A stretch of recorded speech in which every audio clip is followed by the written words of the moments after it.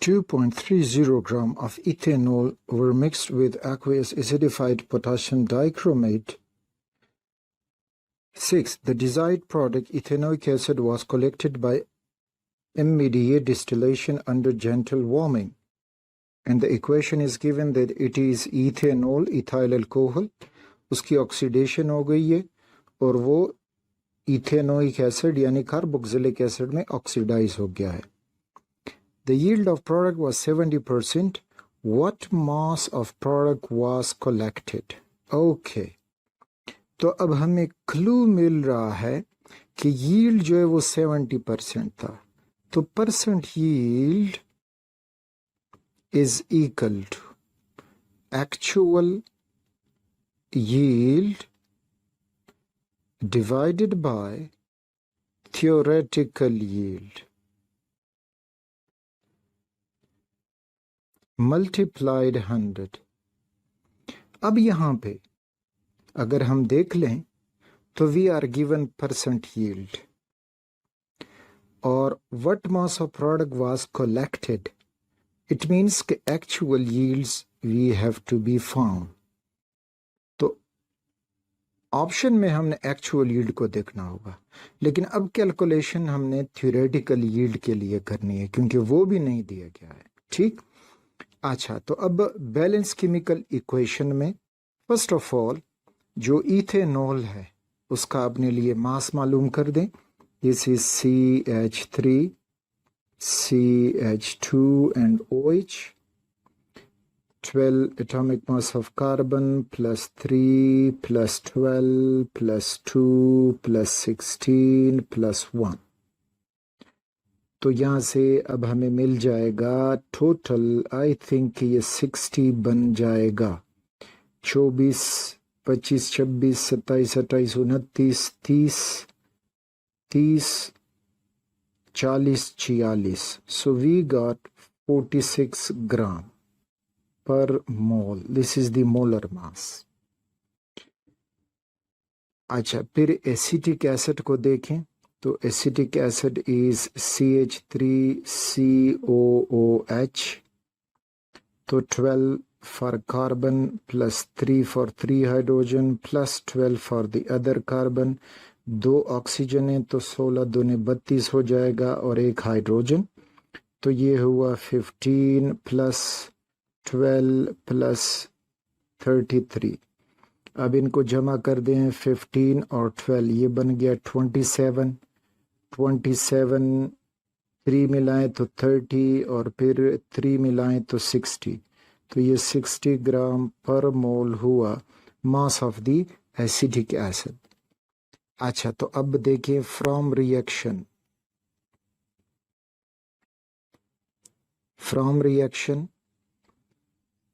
This one 46 gram of ethanol is equal to 60 gram of acetic acid CH3CO2H. अब उन्होंने 2.30 gram दिया है, so 2.30 gram is equal to x कर दें और क्रॉस मल्टीप्लिकेशन कर दें तो ये हो जाएगा 46x is equal to 2.30 multiplied 60 और 46 यहाँ से चला, इधर भी डिवाइड हुआ, यहाँ से ख़त्म हुआ. नाउ x के x हमारे साथ कितना बचता है?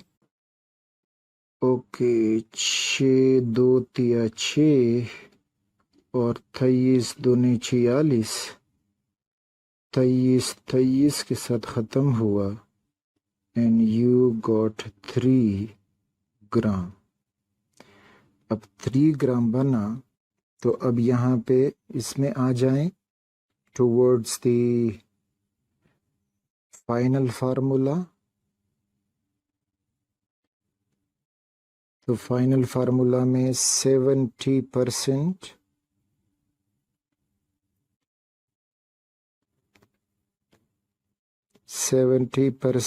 is equal to actual yield वो हमने फाइंड करना है। Actual yield divided by theoretical yield is 3 gram और multiplied 100। 370 से मल्टीप्लाई होगा, 100 पे डिवाइड हो जाएगा और एक्चुअल यील्ड हमें मिल जाएगा। ये 0 के साथ ख़त्म हुआ, 3 7 21, तो ये बना 3 7 21 डिवाइडेड बाय 10, तो ये हो जाएगा 2.1 ग्राम। तो 2.1 ग्राम is the answer which is here.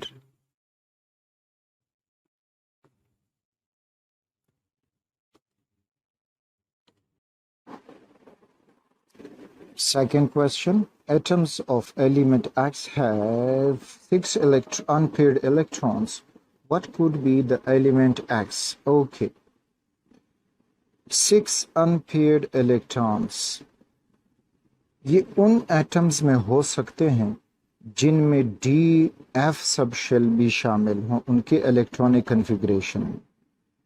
तो अगर हम चॉइसेस में देखें, कार्बन इज पी ब्लॉक, ये तो यहाँ से निकले, chromium is D block, iron is D block, while selenium is P block, oxygen group का मेंबर है तो ये भी यहाँ से गया। अब हमने क्रोमियम और आयरन की इलेक्ट्रॉनिक कन्फिग्रेशन करनी होगी और उसमें देखना होगा कि किस में अब 6 अनपेयर्ड इलेक्ट्रॉन बचते हैं। सो क्रोमियम की इलेक्ट्रॉनिक कन्फिग्रेशन करोगे तो यू विल गेट आर्गॉन। अब आर्गॉन में 18 इलेक्ट्रॉन एकोमोडेट हो गए हैं, द रिमेनिंग आर 26 इलेक्ट्रॉन्स, तो हो जाएगा 4s2 एंड 3d4। अफवा प्रिंसिपल के मुताबिक हमने ये इलेक्ट्रॉनिक कन्फिग्रेशन की, लेकिन एक्चुअल कन्फिग्रेशन ये होती है कि जो 4s है इससे एक इलेक्ट्रॉन d में जंप कर जाता है तो हो जाता है 4s1 एंड 3d5।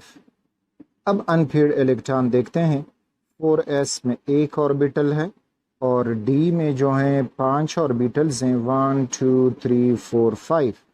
तो अब यहाँ पे इलेक्ट्रॉनिक कन्फिग्रेशन करें, 4s1 और 3d में 1 2 3 4 5। तो वो कह रहे हैं कि 6 अनपेयर्ड इलेक्ट्रॉन, तो d में इसी क्रोमियम में हमें 6 अनपेयर्ड इलेक्ट्रॉन मिल रहे हैं, सो हमारा चॉइस होगा बी। नेक्स्ट है, a molecule which contains unpaired electron is. अच्छा, जिसमें अनपेयर्ड इलेक्ट्रॉन हो तो वो कौन सा मॉलिक्यूल है। अच्छा, अब इन सब के लिए हम मॉलिक्यूलर ऑर्बिटल डायग्राम ड्रॉ करेंगे, लेकिन हमारे पास तो इतना टाइम नहीं होता।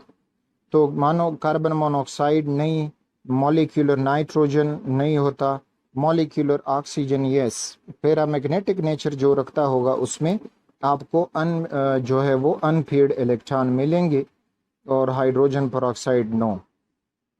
Fourth one, a crystal of iodine produces a purple vapor when gently heated. Okay, which pair of statements correctly describe this process? Okay, जब हमने आयोडीन के क्रिस्टल को हीट किया तो उसके पर्पल वेपर्स बने। अब कहते हैं कि इस प्रोसेस के बारे में कौन सा स्टेटमेंट ठीक है। तो टाइप ऑफ बॉन्ड है पहले कॉलम में और फिर में फार्मूला ऑफ पर्पल स्पीशीज। अच्छा, आयोडीन के वेपर्स हैं तो जो फार्मूला ऑफ पर्पल स्पीशीज होगा वो होगा I2 I2 I2, I नहीं होगा, तो चॉइस ए तो हमारे चॉइसेस से गया। अब देखते हैं कि आयोडीन जो है, टाइप्स ऑफ बॉन्ड ब्रोकन, कौन से बॉन्ड टूटे हैं इस प्रोसेस में। तो इस प्रोसेस में टूटे हैं कि आयोडीन और दूसरा molecule of iodine non polar हैं, तो इनमें ये एक मॉलिक्यूल कंसिडर करें या दूसरा कंसिडर करें, इनमें जस्ट लंडन डिस्पर्शन फोर्सेस थी या इंड्यूस्ड डाइपोल फोर्सेस थी या इंस्टेंटेनियस इंड्यूस्ड डाइपोल फोर्सेस थी। तो इसमें हमें मिलेगा चॉइस सी में induced dipole forces yes, permanent dipole forces no. ये एक्चुअल होती हैं डाइपोल फोर्सेस जिनको परमानेंट डाइपोल फोर्सेस कहते हैं। तो हमारे पास चॉइस जो बचता है that is choice C. Fifth one, which element has an equal number of electron pairs and of unpaired electrons with an orbitals of principal quantum number 2? अच्छा, प्रिंसिपल क्वांटम नंबर 2, इससे हमें एक तो ये पता लगेगा कि हमने पीरियड में पीरियोडिक टेबल में जो पीरियड 2 है उसके एलिमेंट देखने होंगे, या फिर देखने होंगे कि जिस एलिमेंट में 2s और 2p उसमें एलिमेंट, उसमें इलेक्ट्रॉन देखने होंगे। तो बेरिलियम, कार्बन, नाइट्रोजन, ऑक्सीजन सारे जो हैं वो पीरियड 2 के ही एलिमेंट्स हैं। और इसी तरह सबके लिए इलेक्ट्रॉनिक कन्फिग्रेशन करोगे तो मैं ऑक्सीजन के लिए करता हूँ, उसके साथ बाकी को ताकि टाइम जो है वो हमारे साथ बच जाए। तो oxygen, it has atomic number 8, 1s2, 2s2 and 2p4। अच्छा, अब 2s में इसके 2 इलेक्ट्रॉन हैं, 2p में फिर 3 ऑर्बिटल्स होते हैं, px, py, pz। तो इसमें 1, 2, 3 और ये 4। तो अब वो जो कह रहे हैं कि इलेक्ट्रॉन पेयर्स और अनपेयर्ड इलेक्ट्रॉन बराबर हों, तो यहाँ पे अगर आप देखोगे we have 2 electron pairs and 2 unpaired electrons, तो मीन्स के oxygen is the correct choice. The next one, which bond in the structure below has the lowest bond energy? अच्छा, बॉन्ड एनर्जी ओवरऑल देखना होगा, तो आप पोलर और non polar bond ढूंढे। अब जब सारे पोलर बॉन्ड होंगे तो फिर इलेक्ट्रोनेगेटिविटी डिफरेंस ढूंढे। तो जो पोलर बॉन्ड होगा उसकी बॉन्ड एनर्जी ज्यादा होगी, नॉन पोलर की कम होगी। फिर पोलर बॉन्ड में जहाँ पे इलेक्ट्रोनेगेटिविटी डिफरेंस उन दो एटमों में ज्यादा होगा तो वो स्ट्रॉन्ग बॉन्ड होगा, कम होगा तो वीक बॉन्ड होगा। तो अब इस गिवन कंपाउंड में उन्होंने कार्बन हाइड्रोजन के दरमियान जो बॉन्ड है वो ए है, कार्बन कार्बन के दरमियान बॉन्ड बी है, कार्बन फ्लोरीन के बॉन्ड सी है और कार्बन क्लोरीन के दरमियान बॉन्ड डी है। तो इन सब में जो नॉन पोलर बॉन्ड है वो कार्बन कार्बन के दरमियान है, सो इसकी सबसे लो बॉन्ड एनर्जी होगी, so B is the correct choice. The next, which statement about bond angles are correct? The bond angle in sulfur dioxide is smaller than the bond angle in carbon dioxide। तो देखें sulphur dioxide उसका ये band structure है और carbon dioxide linear form में है। तो sulphur में ये लेस देन 120 डिग्री का होगा और यहाँ पे ये 180 डिग्री का होता है। तो मीन्स कि 120 180 से कम है, सो ये भी ठीक। Next, second one, the bond angle in H2O is smaller than bond angle in CH4। H2O में जब हम बॉन्ड एंगल देखते हैं तो ये H2O का स्ट्रक्चर हुआ और यहाँ पे एंगल बनता है 104.5 डिग्री का, जबकि मीथेन टेट्राहेड्रल ज्योमेट्री रखता है। तो टेट्राहेड्रल ज्योमेट्री में जो बॉन्ड एंगल बनता है दैट इज 109.5 डिग्री। तो अगेन H2O में जो बॉन्ड एंगल है वो स्मॉलर है देन मीथेन, तो ये भी करेक्ट है। The bond angle in ammonia is smaller than the bond angle in BF3। अच्छा, तो एमोनिया NH3 पिरामिडल स्ट्रक्चर का होता है और इसमें जो एंगल है वो 107 डिग्री का, जबकि BF3 वो ट्रिगोनल प्लेनर है। तो जब ये ट्रिगोनल प्लेनर हुआ तो इसमें एंगल 120 का हुआ। तो मीन्स के एमोनिया में 107 120, तो ये भी स्मॉलर है। सो मीन्स के choice D is correct. 1 2 3 all.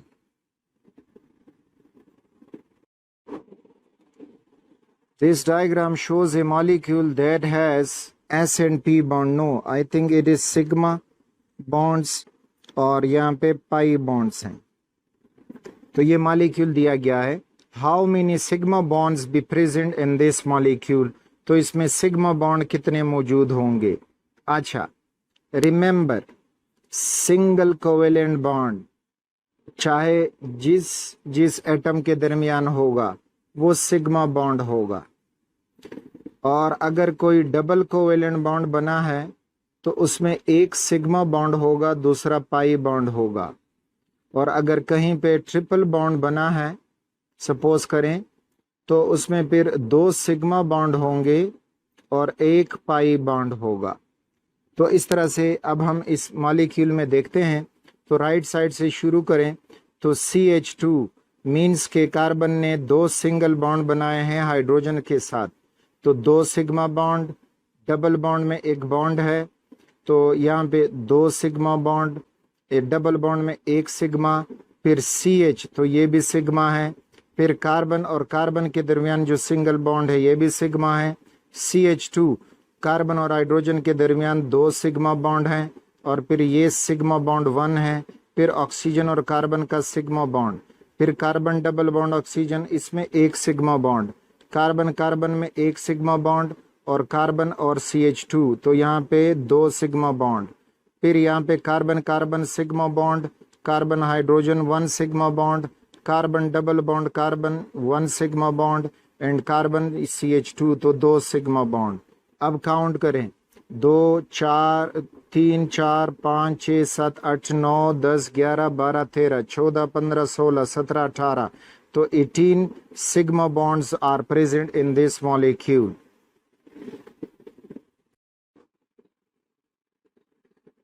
What is the most likely shape of a molecule of hydrazine N2H4? Okay, तो इसके मुख्तलिफ शेप्स हमें दिए गए हैं। शेप ए है, बी, सी एंड डी। अब इसमें करेक्ट नाइट्रोजन जब भी बॉन्ड बनाएगा 3 तो उसका पिरामिडल स्ट्रक्चर होगा because of this loan pair of electron.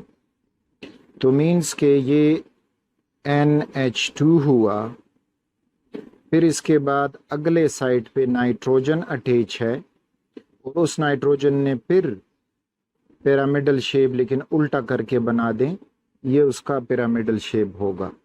और यहाँ पे एंगल 107 बनता है। तो हमारे पास जो स्ट्रक्चर डी है वो हमारे डिस्कशन से मैच कर रहा है, सो चॉइस इज डी। यहाँ पे नाइट्रोजन ने प्लेनर बॉन्ड बनाया है तो 120 डिग्री वो नहीं बनाता, 90 डिग्री भी नहीं बनाता, और 90 यहाँ पर भी है वो भी नहीं बनाता। ठीक, तो question 11, in which option do all 3 particles have same electronic configuration and the same number of neutrons? अच्छा, तो चलें पहले इलेक्ट्रॉनिक कन्फिग्रेशन आसान है वो, फिर न्यूट्रॉन ढूंढते हैं, उसमें कैलकुलेशन होगी। नाइट्रोजन का फर्स्ट वन जो ऑप्शन ए है, नाइट्रोजन का एटॉमिक नंबर है 7, 3 वो गेन कर चुका है, तो इसमें भी हो गए हैं 10 इलेक्ट्रॉन और देयर इन नाइट्रोजन। फिर oxygen atomic number 8 2 electron gain कर चुका है, तो ऑक्साइड में भी अब 10 इलेक्ट्रॉन हुए। This is nitride, this is oxide. Fluoride atomic number 9 और 1 इलेक्ट्रॉन गेन किया, तो फ्लोराइड के पास भी 10 इलेक्ट्रॉन है। अच्छा, नेक्स्ट जो हम देखेंगे वो है ऑक्साइड, फ्लोराइड और नियॉन। तो अगेन नियॉन का एटॉमिक नंबर 10, तो उसमें भी 10 इलेक्ट्रॉन है। फ्लोराइड 10 इलेक्ट्रॉन कर चुका है, ऑक्सीजन भी 10 इलेक्ट्रॉन कर चुका है, तो इनमें भी इलेक्ट्रॉन बराबर हैं, जस्ट फॉर इलेक्ट्रॉन। इसी तरह अब सी में देखें, फ्लोराइड है तो 1 इलेक्ट्रॉन गेन कर चुका, तो इलेक्ट्रॉन बराबर। नियॉन 20, तो उसमें उसका एटॉमिक नंबर 10 होता है, तो 10 इलेक्ट्रॉन बराबर। और सोडियम जो है 23 उसका मास नंबर है, 1 इलेक्ट्रॉन ये लॉस कर चुका है, इसके पास अपने 11 थे, अब 10 बच गए हैं, तो इन सब में इलेक्ट्रॉन बराबर हुए। अब आते हैं आखिर में नियॉन 22, लेकिन इसका एटॉमिक नंबर होता है 10, तो 10 electron. Sodium ion 1 electron loss कर चुका है, एटॉमिक नंबर 11, तो 10 इलेक्ट्रॉन। और मैग्नीशियम एटॉमिक नंबर 12 2 लॉस कर चुका है, तो एटॉमिक नंबर तो इलेक्ट्रॉन 10, तो सब में 10 इलेक्ट्रॉन बराबर हैं।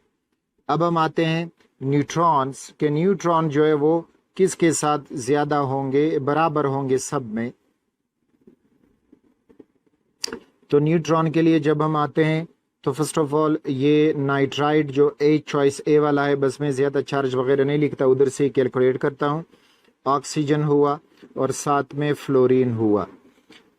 नाइट्रोजन का एटॉमिक नंबर 7, तो 15 से 7 माइनस करे so you will gate 8 neutron.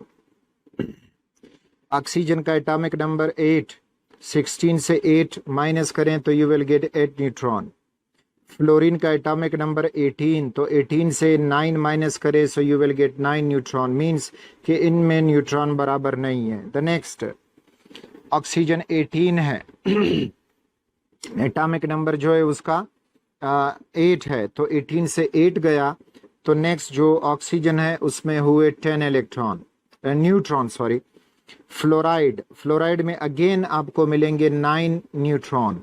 उसके साथ नियॉन दिया है, तो नियॉन जो है वो 20 एटॉमिक नंबर, उससे 10 माइनस कर दो तो यू विल गेट 10 न्यूट्रॉन। तो ये भी न्यूट्रॉन बराबर नहीं है इन तीनों में भी। अच्छा, फिर फ्लोराइड है, तो फ्लोराइड में अगेन हमारे पास न्यूट्रॉन जो है वो 9 है। नियॉन, तो नियॉन में अगेन न्यूट्रॉन 10 है। और सोडियम पॉजिटिव, तो एटॉमिक नंबर उसका 11 है, 23 से 11 गया, तो सोडियम में आपको मिलेंगे 12 न्यूट्रॉन। तो इसमें भी बराबर नहीं है। अब जो चॉइस बचता है वो यही होगा हमारा चॉइस डी। लेकिन चले देख लेते हैं, इलेक्ट्रॉन तो बराबर थे।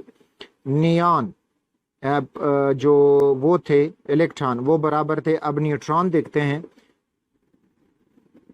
तो न्यूट्रॉन इसमें जो है नियॉन 22, तो नियॉन 22 में से 10 गया तो 12 न्यूट्रॉन बचे। फिर सोडियम आयन है पॉजिटिव, उसमें 23 मास है, तो 23 से 12 गया तो 11 गया, तो 12 न्यूट्रॉन। और इसी तरह फिर मैग्नीशियम है, मैग्नीशियम से एटॉमिक नंबर 12, तो 24 से 12 गया तो 12 electron.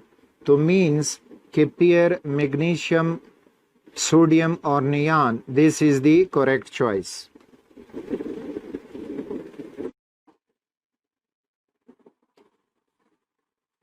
Point out incorrect statement about resonance। तो रेजोनेंस जो है ऑप्शन ए जो दिया है कि resonance structures should have equal energy, no no no no, they all have different energy. So choice A is correct choice। 13, phosphorus forms a compound with a hydrogen called phosphine, phosphine pH 3। This compound can react with a hydrogen ion। Which type of interaction occurs between pH 3 and hydrogen ion? Very simple है ये भी। ये हुआ hydrogen ion और ये है pH 3। जिस तरह NH3 उसी का ग्रुप का एनालॉगी है, तो ये इसके पास लॉन पेयर है। तो जब ये pH 4 आयन बनेगा, pH 4 आयन, तो यहाँ पे आपको मिल जाएगा कि ये pH 3 है, ये coordinate covalent bond hydrogen ion से बना देगा और सब के ऊपर वहीं पॉजिटिव चार्ज आ जाएगा। तो coordinate covalent bond is there. Yes, choice A is correct. कहते हैं कि 1 AMU equals to 1.66 into 10 power minus 24 gram, then 1 gram will be equal to. अच्छा, तो 1 AMU जो है 1.66 into 10 power minus 24 gram is equal to 1 AMU। अब कह रहे हैं कि अगर 1 ग्राम हो तो वो कितने AMU के बराबर होगा। तो अब इसको क्रॉस मल्टीप्लाई करें, x इधर जाएगा, 1 इधर चला जाएगा, और फिर आपको मिल जाएगा कि x इधर 1 है, divided by 1.66 into 10 power minus 24। अब जो है इसको ऊपर ले जाएं तो +24 हो जाएगा। 1 पे 1.66 डिवाइड करोगे तो वहीं एवोगेड्रो नंबर हमें यहाँ से वैल्यू मिलेगी। तो एवोगेड्रो नंबर दैट इज तो उसकी AMU के बराबर आंसर आएगा। सो that is 6.220 into 10⁻23 MU -23 -24 note 24 6.0 into 10⁻24। तो ये अब हमारे पास जब ये ऊपर जाएगा तो ये 10⁻24 हो जाएगा और इसको इस पे डिवाइड करोगे so you will get this choice A, यानी वही 23 रह जाएगा, 24 नहीं बनेगा, क्योंकि जब हम फिर फाइनल आंसर में पॉइंट को ले जाएंगे तो इस पावर में फ़र्क आएगा। अब टाइम को सेव करने के लिए इस तरह मैं कर रहा हूँ, तो आप खुद कैलकुलेट कर सकते हो, कैलकुलेशन से फिर करते जाएं। Phosphorus exists in nature as tetraatomic molecule. The number of atoms present in 1 gram molecule of phosphorus are. अच्छा, टेट्राएटॉमिक मॉलिक्यूल का मतलब है कि ये P4 के फॉर्म में एग्जिस्ट करता है। फिर 1 और ग्राम मॉलिक्यूल का मतलब है कि 1 मोल अगर इसका मॉलिक्यूल हो, 1 मोल मॉलिक्यूल यानी मोलर मास, तो वो ग्राम मॉलिक्यूल। तो कहते हैं कि अब 1 ग्राम मॉलिक्यूल ऑफ फास्फोरस में कितने एटम्स होंगे। तो एटम्स के लिए फार्मूला था कि atoms is equal to given moles multiplied Avogadro's number and multiplied atomicity. तो यहाँ पे 1 मोल ही दिया गया है। एवोगैड्रो नंबर 6.02 इंटू 10⁻23 और एटॉमिसिटी है 4। तो 4 1s are 4 और 6 4 24। तो अगर हमारा कोई आंसर 2 4 समथिंग से शुरू हो रहा हो तो वो हम चूज करेंगे, जबकि इनमें आपको इस तरह का कोई आंसर नहीं मिलेगा। सो the correct choice, which pair of elements have same bonds of the same type between their atoms in the solid state? अच्छा, aluminium and phosphorus. Aluminium solid form में मेटल है तो इसमें मेटालिक बॉन्ड मौजूद है, जबकि फास्फोरस जो है वो P4 फॉर्म में पाया जाता है तो उसमें लंदन डिस्पर्शन फोर्सेस होंगी, तो सेम नहीं हुए।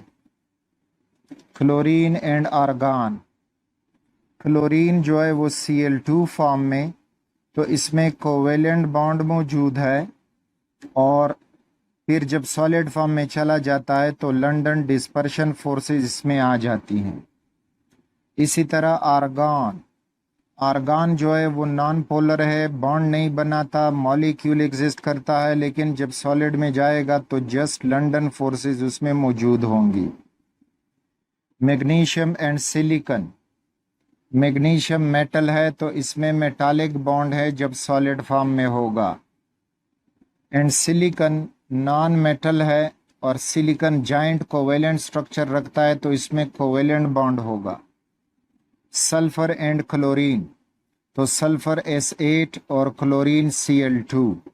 तो पहले इन दोनों में कोवेलेंट बॉन्ड मौजूद हैं, कोवेलेंट बॉन्ड मौजूद हैं।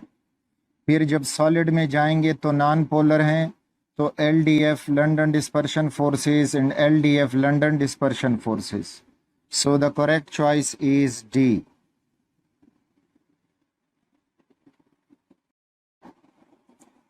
Mass of 1 molecule of oxygen is. Oxygen का एक मॉलिक्यूल, तो उसका मास कितना होगा। तो इसके लिए जो हम फार्मूला यूज करेंगे तो that is mass is equal to molar mass multiplied particles divided by Avogadro number. तो इस रिलेशन से हमें मिलेगा। अब ऑक्सीजन मॉलिक्यूल का जो मोलर मास है दैट इज 32 ग्राम पर मोल, और जो पार्टिकल हैं तो वो कह रहे हैं कि 1 मॉलिक्यूल ले लो और divided by Avogadro number 6.02 into 10 power 23। तो अब ये देखें फॉर्मेट, उन्होंने कंप्लीट आंसर नहीं दिया, जस्ट आपने करेक्ट फॉर्मेट ढूंढना होगा। तो करेक्ट फॉर्मेट हमें सी ही मिलेगा, 32 डिवाइडेड बाय एवोगैड्रो नंबर और मल्टीप्लाइड 1, तो बस 1 नहीं लिखा जाता।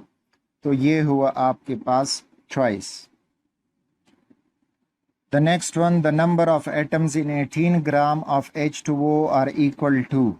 Okay, तो अब देखें फार्मूला ये था कि atoms is equal to given mass divided by molar mass, अगर मास दिया हो, multiplied Avogadro number multiplied atomicity of the compound। तो अब हमें मास जो दिया है दैट इज 18 ग्राम,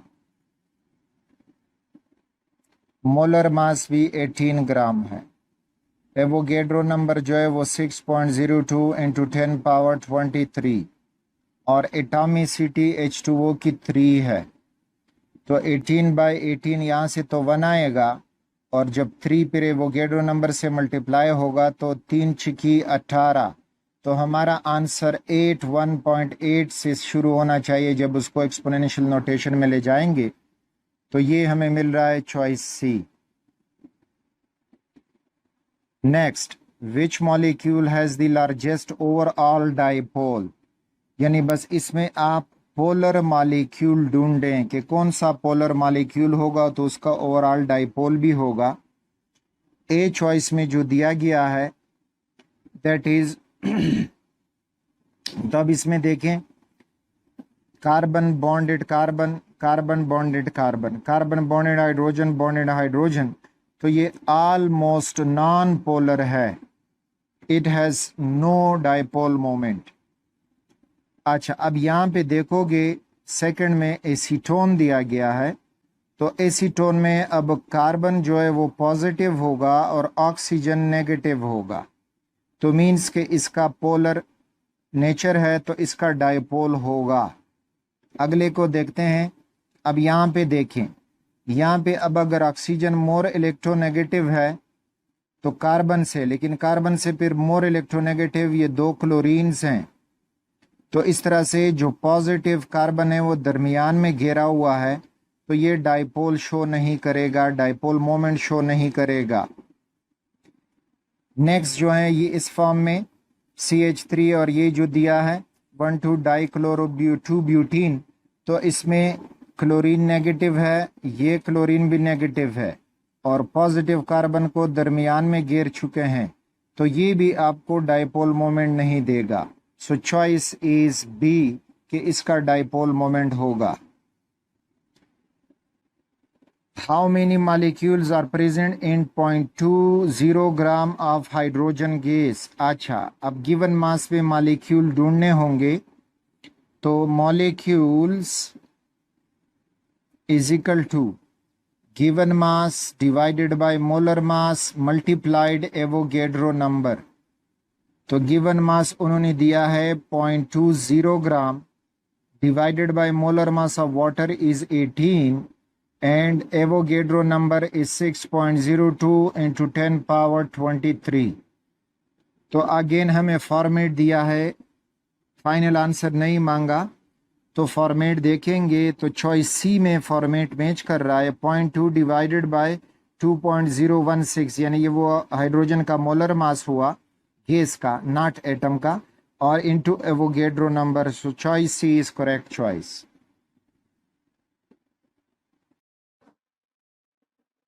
अच्छा, एक इक्वेशन दिया गया जिसमें पोटाशियम क्लोराइड टूट के पोटाशियम क्लोराइड और ऑक्सीजन गैस दे जाता है।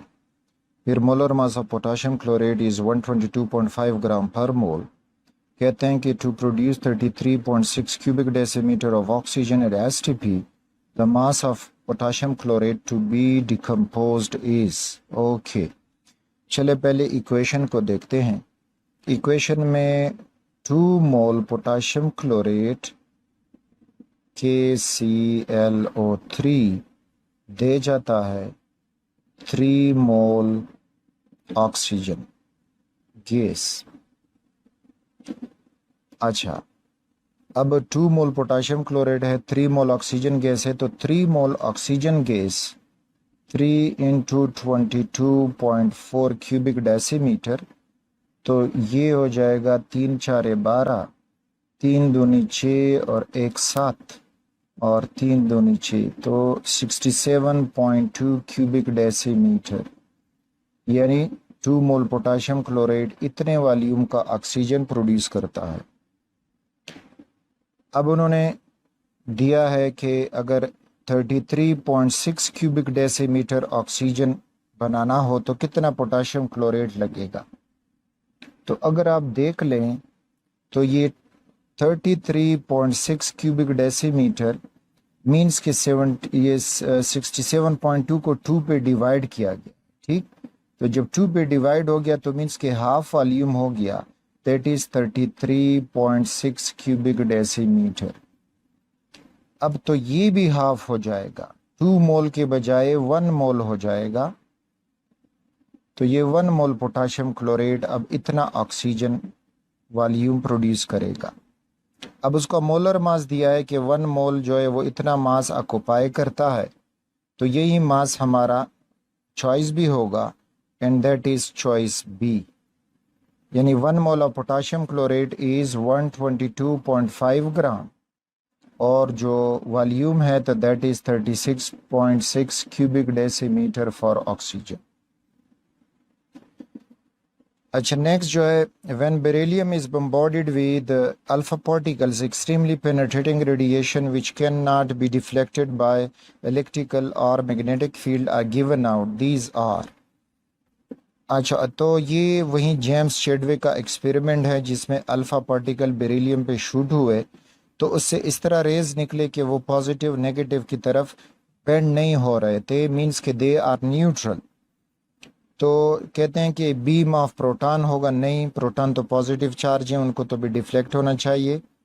Beta raise have negative charge, वो भी डिफ्लेक्ट करेंगे। A beam of neutrons, yes, neutrons जो हैं दे आर न्यूट्रल, तो वो डिफ्लेक्ट नहीं होंगे। अब एक्स रेज, तो एक्स रेज भी डिफ्लेक्ट नहीं होती, लेकिन जब भी ये रेडियो एक्टिविटी होती है तो रेडियो एक्टिविटी में एक्स रेज नहीं निकलते। रेडियो एक्टिविटी में अगर निकलती हैं तो अल्फा, बीटा और इस तरह से गेमा रेज, ठीक। एंड दीज आर, ये होती है, एक न्यूट्रल है, दूसरा अल्फा पॉजिटिव डबल पॉजिटिव है, बीटा जो है वो नेगेटिव है। नेक्स्ट, एनर्जी ऑफ ऑर्बिट, तो चॉइस है increase as we move away from the nucleus, yes, ये न्यूक्लियस है, और जितना आप इलेक्ट्रॉन दूर ले जाओगे तो उसकी एनर्जी बढ़ती जाएगी, सो चॉइस इज ए।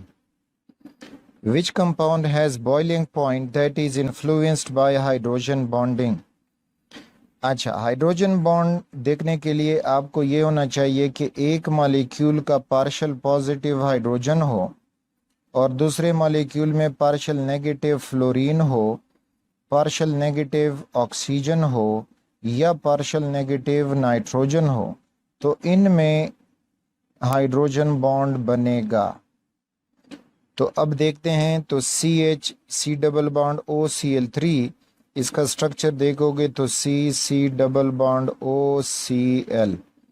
अब ये ऑक्सीजन, यहाँ पे कोई हाइड्रोजन ही नहीं है पॉजिटिव कि वो इसको अट्रैक्ट करे, तो इसमें तो नहीं होगा। इसी तरह CH3 डाई मिथाइल ईथर, इसमें भी नहीं होगा।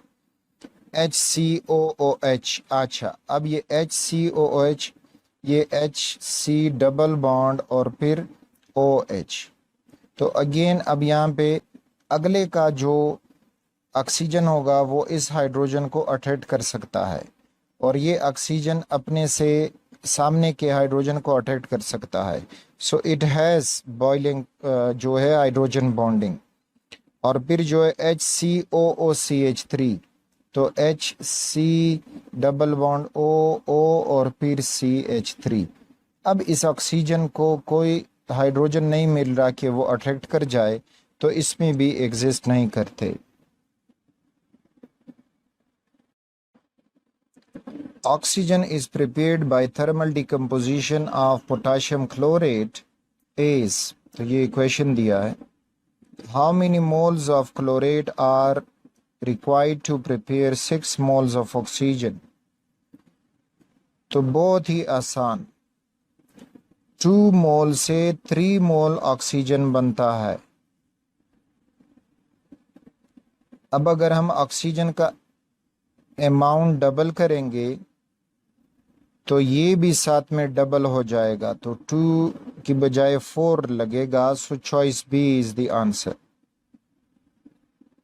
The geometry and the type of hybrid orbitals present in the central atom in BF3 is। अच्छा, BF3 जो है ये इसका स्ट्रक्चर है,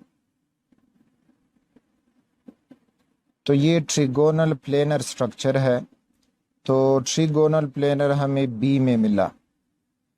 अब हाइब्रिडाइजेशन देखते हैं। तो हमारे कोर्स के मुताबिक अगर हम हाइब्रिडाइजेशन मालूम करना चाहें तो आप यूं करें कि सिग्मा बॉन्ड मेजर काउंट करें कितने सिग्मा बॉन्ड्स हैं, प्लस कोई लोन पेयर हो तो वो काउंट करें, और प्लस कोई अनपेयर्ड इलेक्ट्रॉन हो तो वो काउंट करें। आंसर फिर देखते जाएं। अगर आंसर जो है वो 2 आए तो sp हाइब्रिड होगा, 3 आए तो sp2 हाइब्रिड होगा, 4 आए तो sp3 हाइब्रिड होगा।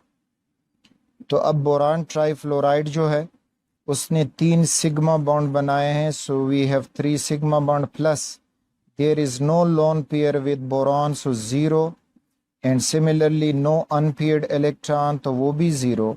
आंसर आ रहा है 3, तो ये होगा sp2। So sp2 is there, so correct choice is B.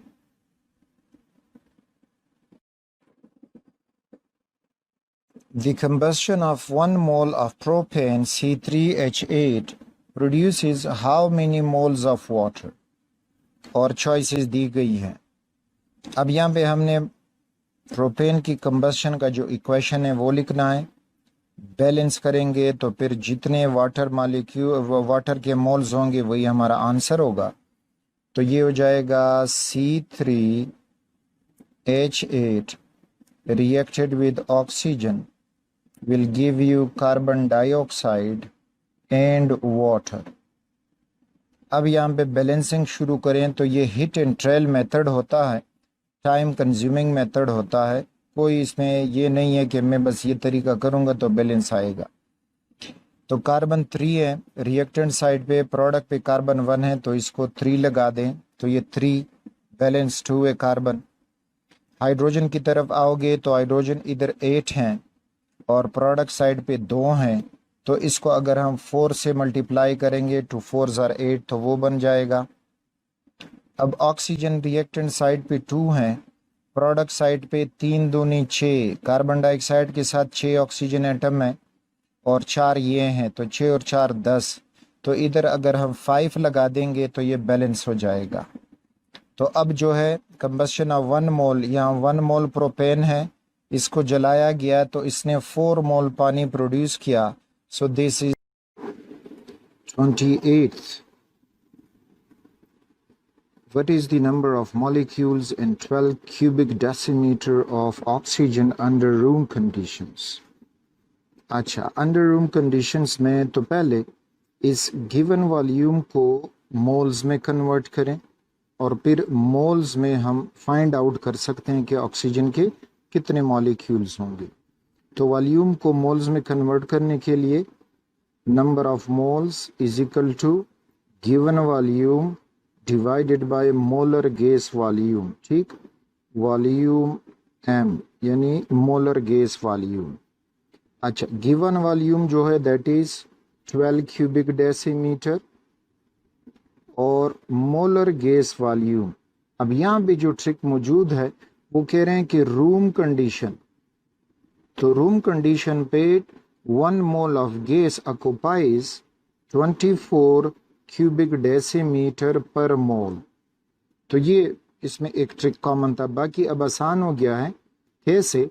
12 एकम 12, 12 दूनी 24, तो ये हुआ 1.2 मोल और 1.2 मोल से बन जाएगा 0.5 मोल।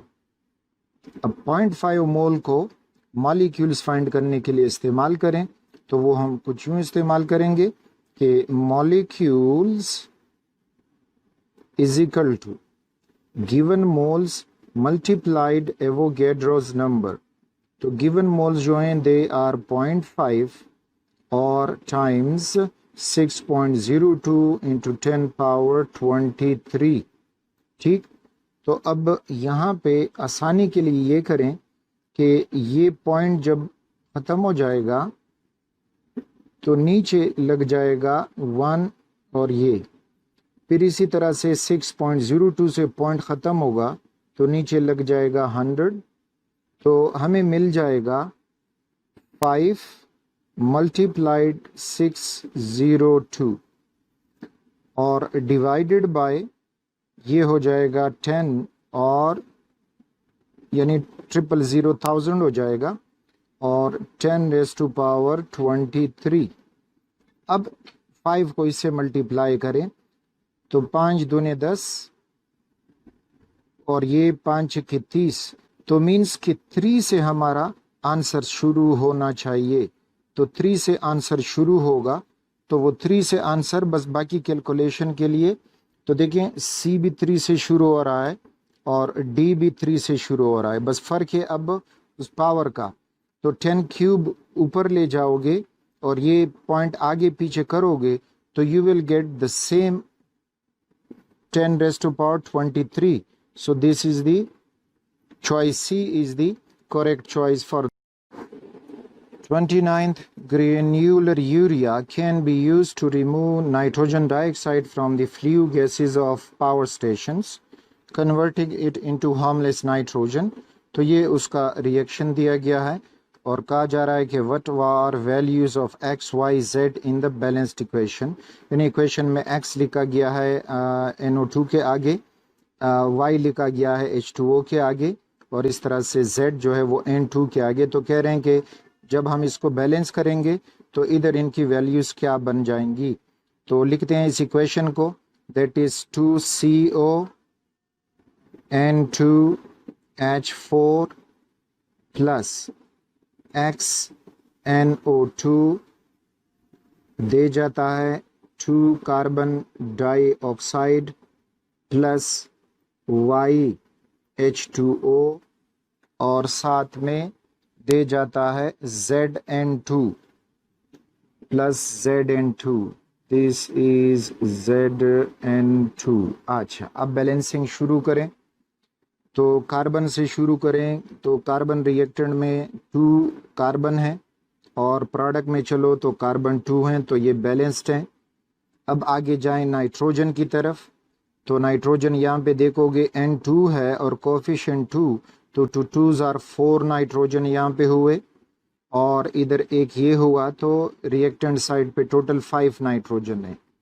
प्रोडक्ट साइड पे नाइट्रोजन 2 है, तो इसको अब 5 करेंगे तो चलें ये लगा दें 5/2, वो हो जाएगा N2।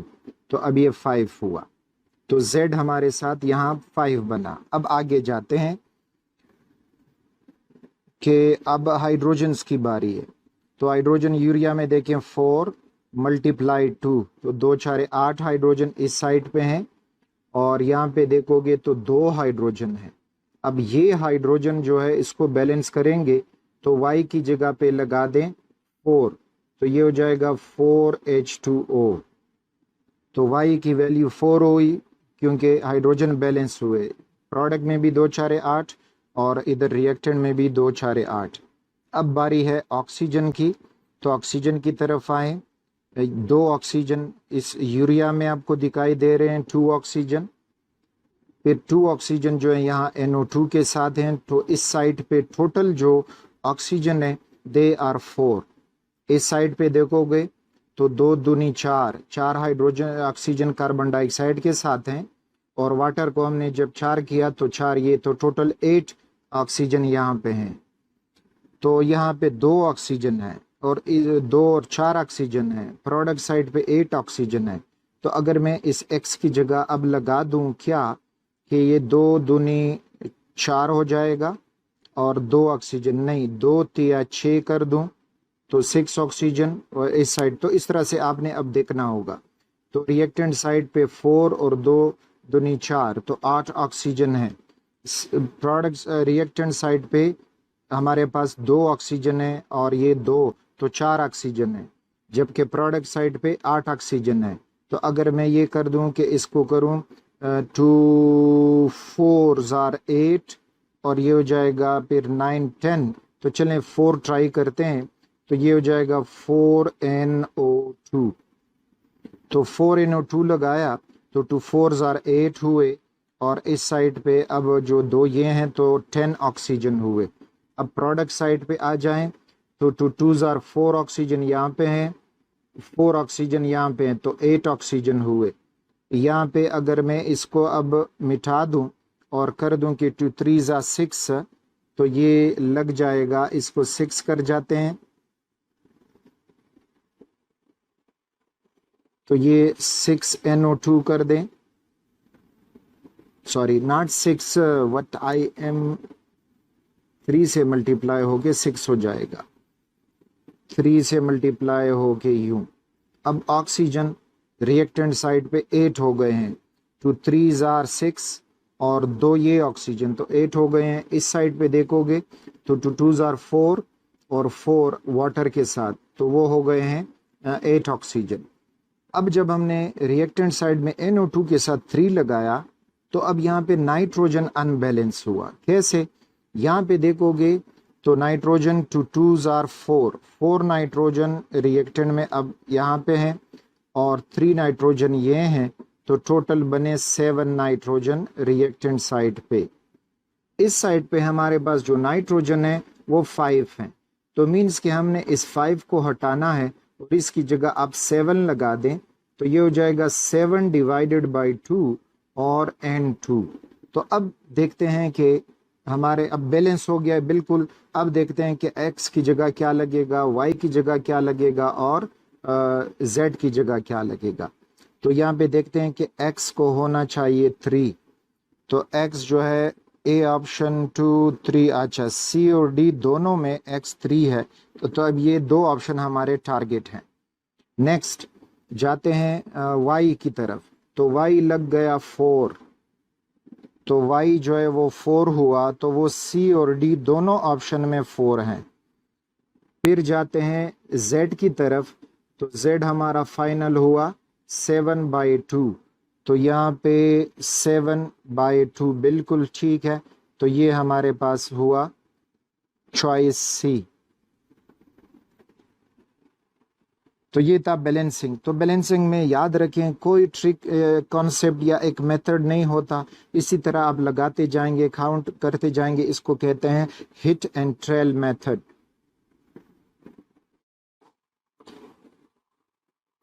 Number of electrons in outermost orbit of the element of atomic number 15 is।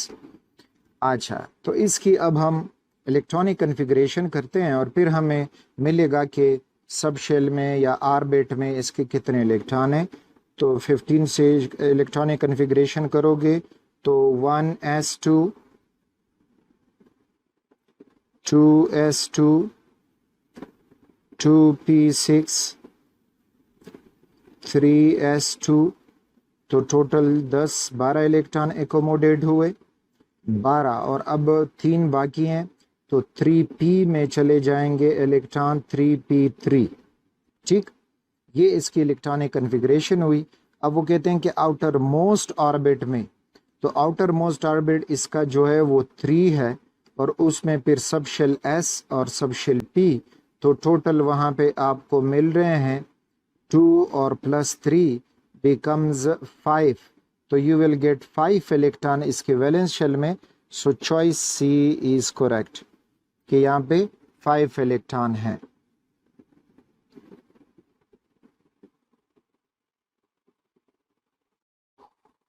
Next is के number of shared electrons in between carbon carbon atoms in ethylene molecule. तो इथाइलिन मॉलिक्यूल जो है that is ethyne, carbon double bond carbon, sorry it is ethene not ethyne, that is CH2 CH2 इस form में, तो ये हुआ ethylene, यानी ये उसका कॉमन नेम है और आयुपेक नेम इथीन। अब कहते हैं कि कार्बन कार्बन के दरमियान कितने इलेक्ट्रॉन शेयर्ड हुए हैं, तो देखें ये एक बॉन्ड जो बनता है ये एक पेयर से बनता है, तो ये एक पेयर हुआ, दूसरा बॉन्ड भी एक पेयर से बनता है, तो टोटल इलेक्ट्रॉन वो मांग रहे हैं, तो टोटल इलेक्ट्रॉन यहाँ पे हो जाएंगे 4 के 4 इलेक्ट्रॉन यहाँ पे शेयर्ड हुए हैं। So correct choice is B. The next one, a lone pair of electron in an atom implies, यानी असल में पूछ रहे हैं कि लोन पेयर होता क्या है। A pair of valence electron not involve in bonding, yes, बस यही है correct choice.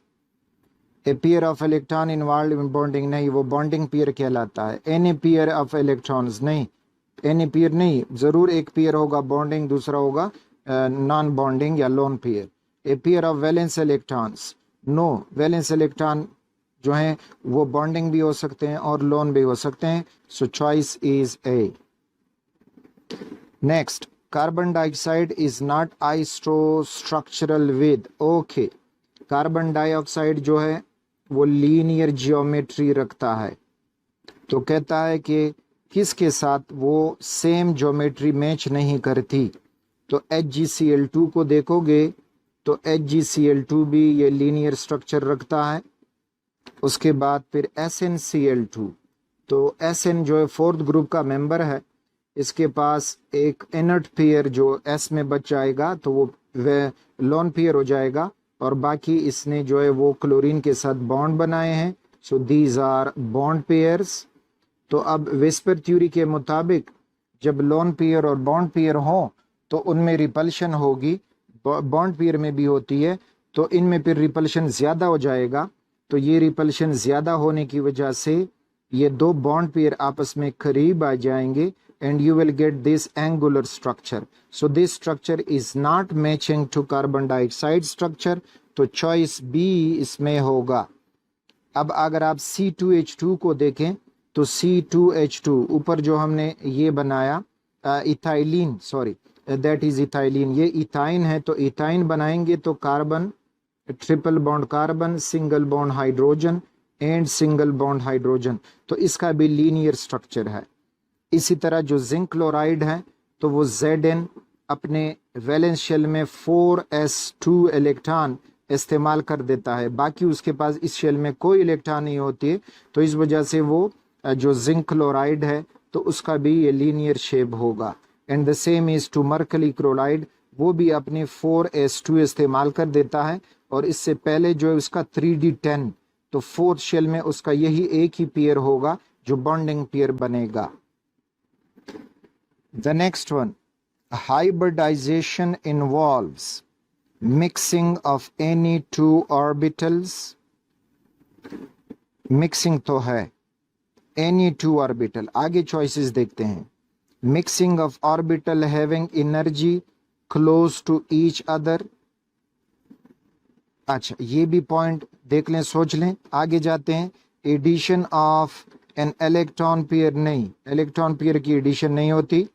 Promoting electrons to higher energy level, ज़रूरी नहीं है कि सिर्फ हाइब्रिडाइजेशन में हो, दूसरी जो केसेस हैं उसमें भी इलेक्ट्रॉन प्रोमोट होते हैं, जिस तरह sigma to sigma star transition, pi to pi star transition, तो ये भी यहाँ से ख़त्म हुआ। अब बचते हैं कि mixing of any two orbitals, नहीं, क्लोज रिलेटेड ऑर्बिटल उनकी मिक्सिंग होगी, एनी टू ऑर्बिटल की मिक्सिंग नहीं होगी। एनी टू ऑर्बिटल को देखें, फॉर एग्जाम्पल कार्बन को देखें कि कार्बन का एटॉमिक नंबर 6 है, that is 1s2, 2s2 and 2p2। अब हमेशा हाइब्रिडाइजेशन इन दोनों की होती है, तो ये नहीं है कि ये 1s वाला भी हाइब्रिडाइजेशन में हिस्सा ले, तो मीन्स कि ये नहीं होगा कि एनी टू ऑर्बिटल, बल्कि होगा mixing of orbital having energy close to each other. So this is the correct choice. तो 2s और 2p इनकी एनर्जी आपस में क्लोज होती है। इसी तरह फिर जब ये d में इस्तेमाल होगा तो वो d शेयरिंग करेगा कि उसमें sp_d या sp3d2 हाइब्रिडाइजेशन, तो उसमें d वो ऑर्बिटल इस्तेमाल होगा जिसकी एनर्जी क्लोज होगी।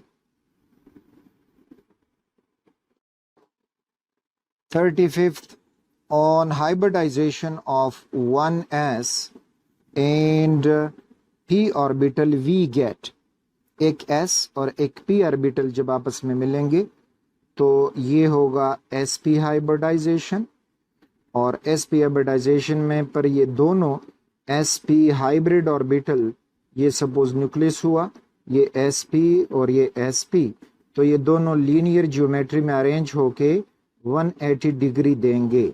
अब ऑप्शन में देखते हैं कि वो क्या कह रहे हैं कि two mutually perpendicular orbitals, no not perpendicular but linear. Perpendicular mean कि वो ऑर्बिटल में, यानी ये एक sp हुआ, ये दूसरा sp हुआ, तो इनमें यहाँ पे एंगल 90 का बनेगा। No, they are not perpendicular. Two orbitals at 180 degree, yes, तो two orbital at 180 degree, this is choice B. Four orbitals parallel, three orbitals no. 36th, which of these sample of gas contain the same number of atoms in 1 gram of hydrogen gas? अच्छा, 22 gram of carbon dioxide, 8 gram of methane, 20 gram of neon, 8 gram of ozone। तो देखते हैं 1 gram of hydrogen gas, 1 gram को पहले mole में convert करो, तो mole में is equal to given mass divided by molar mass. Given mass 1 है और हाइड्रोजन गैस का मोलर मास जो है वो 2 है। ये हाइड्रोजन एटम नहीं लिखा, हाइड्रोजन गैस लिखा है मॉलिक्यूलर फॉर्म में, तो इससे बन जाएगा 0.5 मोल। ठीक, अब जब इसे हम एटम्स मालूम करेंगे तो atoms is equal to given moles 0.5 multiplied Avogadro number and multiplied atomicity. Getting the point? तो यहाँ पे जो है 0.5 एवोगेड्रो नंबर बस इसी तरह ही कर दें, और एटोमिसिटी इसकी जो है दैट इज 2, क्योंकि एक हाइड्रोजन का मॉलिक्यूल 2 एटमों से बनता है, सो दिस इज 2। तो इस तरह से ऐसा रिलेशन अगर कार्बन डाइऑक्साइड दे रहा है, दूसरे दे रहे हैं, तो हमें मिलेगा। तो देखें कि कौन दे रहा है, ये हुआ हमारा रिलेशन, यही रिलेशन से हमें आंसर मिलेगा। कार्बन डाइऑक्साइड 1 मोल जो है वो 44 ग्राम है, 22 ग्राम तो 0.5 हुआ। तो चलें ये कार्बन डाइऑक्साइड 0.5 लिखते हैं कि वो भी 0.5 मोल है। एवोगेड्रो नंबर दे रहा है, this is multiplication, Avogadro number दे रहा है। अब उसकी एटॉमिसिटी, तो कार्बन डाइऑक्साइड के एक मॉलिक्यूल में 1 कार्बन 2 ऑक्सीजन, तो उसकी एटॉमिसिटी 3 हो जाएगी। सो इट्स नॉट मैचिंग, तो ये हमारा चॉइस गया।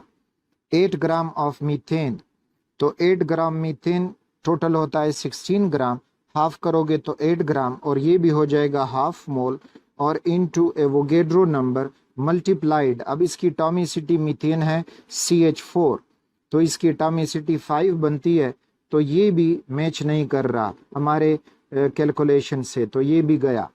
फिर 20 ग्राम ऑफ नियॉन, तो 20 ग्राम ऑफ नियॉन, तो नियॉन जो है उसका एटॉमिक मास वो 20 है और 20 ग्राम दिया है, तो मीन्स कि it is 1 mole of neon. तो ये 1 मोल ऑफ नियॉन हुआ मल्टीप्लाइड एवोगेड्रो नंबर, और इसकी एटॉमिसिटी है 1। तो I think it is matching this, कि देखें 2.5 को 2 से मल्टीप्लाई करोगे तो यू विल गेट 1 और इनटू मल्टीप्लाइड एवोगेड्रो नंबर, और यहाँ से भी 1 इंटू मल्टीप्लाइड एवोगेड्रो नंबर मिलेगा। ठीक, तो दिस इज आवर चॉइस। फिर 8 ग्राम ऑफ ओजोन, तो ये भी अब एक ओजोन जो है वो 48 होता है, तो ये भी कम मोल्स इसके आएंगे, और फिर उसमें एटॉमिसिटी 3 है, तो वो मैच नहीं करेगा। तो मैच किया जो है वो नियॉन ने।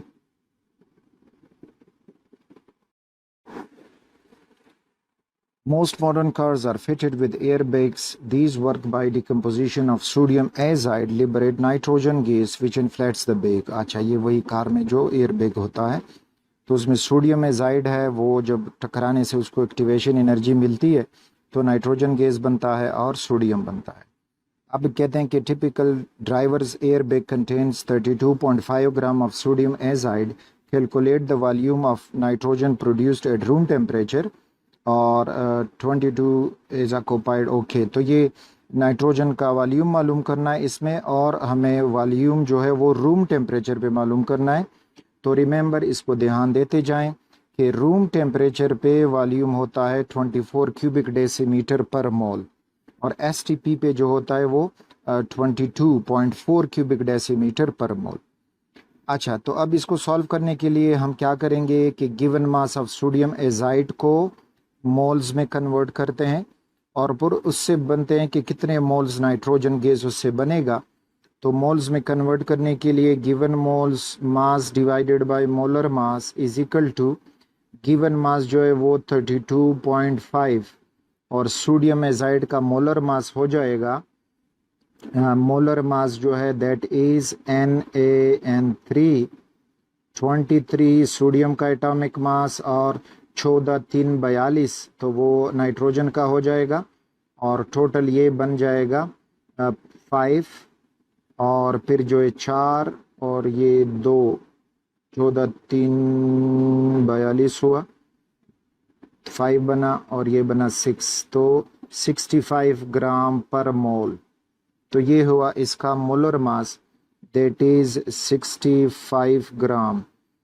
अच्छा, अब अगर आप देख लें तो ये बस इसी 65 का हाफ ही दिया गया है, क्योंकि 32 प्लस 32 बिकम 64.5, तो ये हाफ ही दिया गया है, तो मीन्स कि ये जो है 0.5 मोल इससे आंसर हमें मिलेगा। अच्छा, अब इक्वेशन की तरफ चले। इक्वेशन में जो है 2 मोल सोडियम एजाइड दे जाता है 3 मोल of nitrogen, got it, nitrogen gas.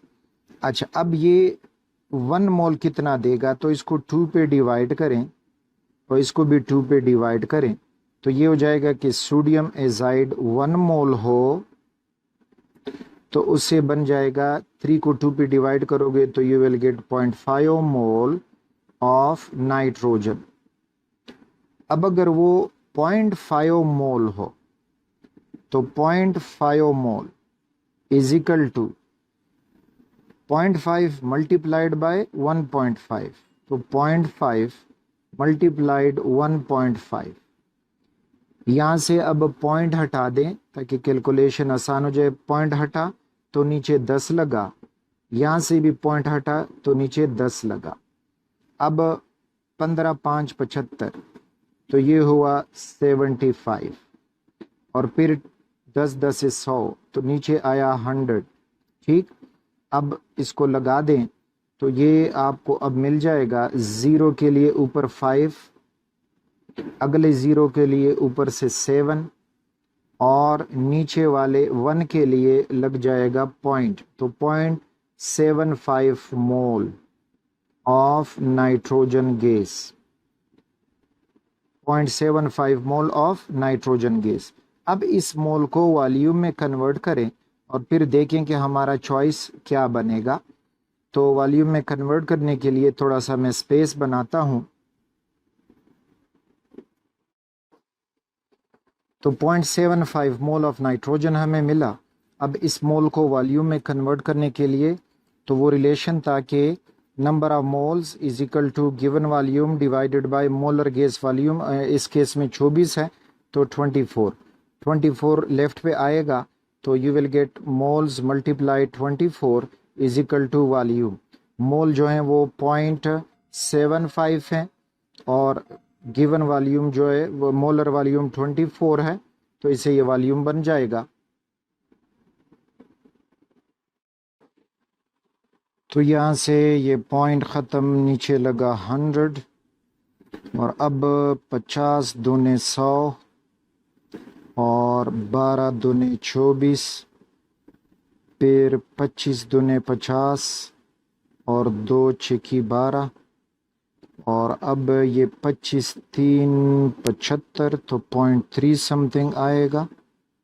25 3 75 और फिर 3 6 18 तो we got 18 cubic decimeter as the final answer, that is choice C.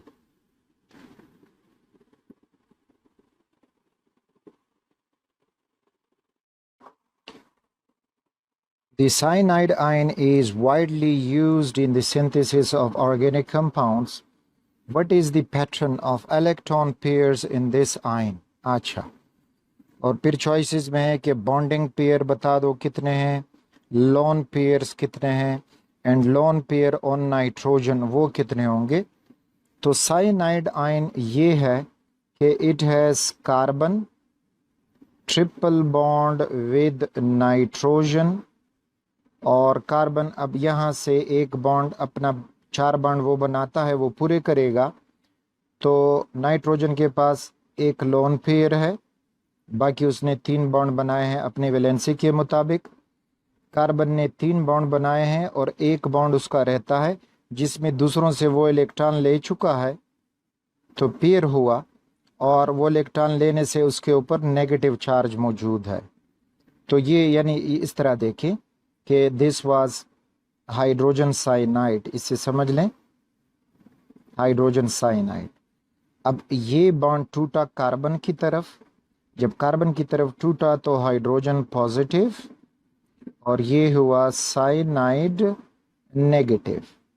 ठीक, तो अब ये नेगेटिव चार्ज किस वजह से है कि इसने हाइड्रोजन का इलेक्ट्रॉन अपने साथ रखा है और एक उसका अपना इलेक्ट्रॉन था, तो इस वजह से वो पेयर की शक्ल में यहाँ दिखाई दे रहे हैं और नेगेटिव चार्ज। तो यहाँ पे अब क्या है कि साइनाइड बॉन्डिंग पेयर, तो बॉन्डिंग पेयर इधर 1 पेयर 2 पेयर और ये तीसरा, so we have 3 bonding pairs. तो सी और डी में 3 बॉन्डिंग पेयर्स हैं, और फिर कह रहे हैं कि लोन पेयर्स, तो लोन पेयर्स यहाँ पे अब कितने बनते हैं लोन पेयर्स। अच्छा, अब देखिए ये लोन पेयर है नाइट्रोजन वाला, तो 1 लोन पेयर है, और इसको अब हम लोन पेयर नहीं कहते क्योंकि it is under the influence of other positive charge. कोई भी पॉजिटिव चार्ज हो, क्योंकि ये तो खुद इस तरह एग्जिस्ट नहीं करेगा, कोई पॉजिटिव चार्ज इसको अट्रैक्ट करता जाएगा। ठीक, तो ये अब लोन पेयर नहीं हुआ। और फिर लोन पेयर ऑन नाइट्रोजन, तो वो वही पेयर वाला जो नाइट्रोजन के ऊपर भी है। So we have choice C is the correct choice. Got it. तो इसमें नेगेटिव पेयर और लोन पेयर में डिफरेंस सीख लें। Lone pair is under the influence of 1 nuclei, और जबकि कार्बन के साथ जो पेयर है it is not under the influence of 1 nuclei. एक इधर का कोई पॉजिटिव चार्ज वाला कैटायन वो इसको ज़रूर अट्रैक्ट करेगा। अगर वो नहीं है तो फिर इधर ये रेजोनेंस होगी। कैसे होगी रेजोनेंस? ये कार्बन ट्रिपल बॉन्ड नाइट्रोजन और ये कार्बन पे नेगेटिव चार्ज। अब ये जो इलेक्ट्रोनेगेटिविटी नाइट्रोजन की ज़्यादा है तो ये बॉन्ड इधर टूट जाएगा। तो जब ये बॉन्ड इधर टूटेगा तो we will get carbon double bond nitrogen, और नाइट्रोजन के ऊपर एक नेगेटिव चार्ज आएगा, और यहाँ पे जो है आपके पास वो लोन पेयर नाइट्रोजन वाला मौजूद है। तो इस तरह ये शटलिंग करता रहेगा ये जो नेगेटिव चार्ज है, और कार्बन यहाँ पे पॉजिटिव रह जाएगा। तो ये लोन पेयर में कंसिडर नहीं होगा।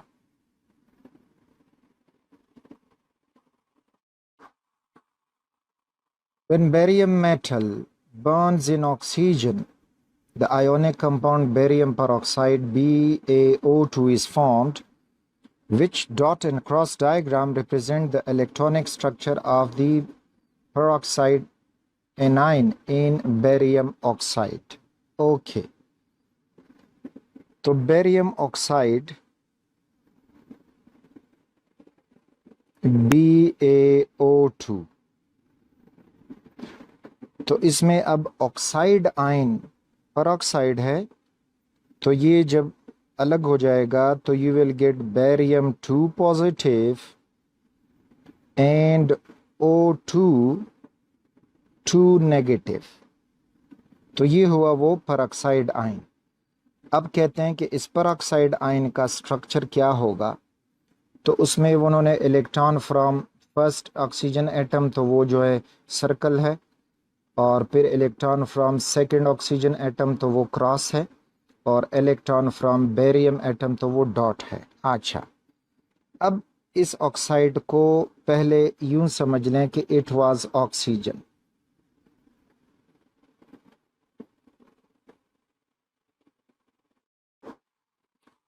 तो ये पहले ऑक्सीजन था, ऑक्सीजन मॉलिक्यूल O2। अब ये O2 जो बना था तो कुछ इस फॉर्म में था कि ऑक्सीजन का ऑक्सीजन के साथ डबल बॉन्ड था, और ये एक ऑक्सीजन के जो हैं सपोज करें सर्कल बनाते हैं, और दूसरे ऑक्सीजन जो है वो क्रॉस है।